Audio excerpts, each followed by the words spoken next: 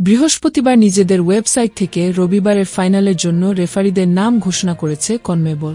Copa আমেরিকার Argentina Colombia final পরিচালনার দায়িত্ব দেওয়া হয়েছে ব্রাজিলের রেফারি রাফায়েল ক্লোসকে।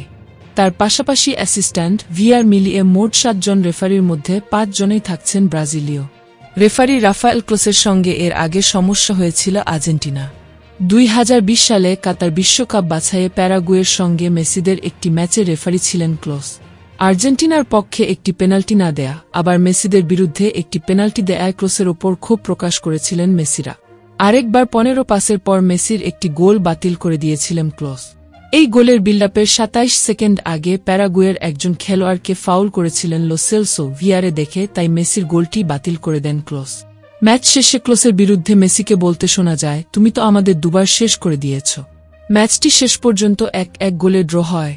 এরপর ক্লোসের পরিচালনায় এক ম্যাচে আর্জেন্টিনা ড্র করে ইকুয়েডরের সঙ্গে, দুবার কলম্বিয়াকে হারায়। প্রিয় দর্শক, খেলার সর্বশেষ আপডেট সবার আগে জানতে চ্যানেলটি সাবস্ক্রাইব করুন। ধন্যবাদ।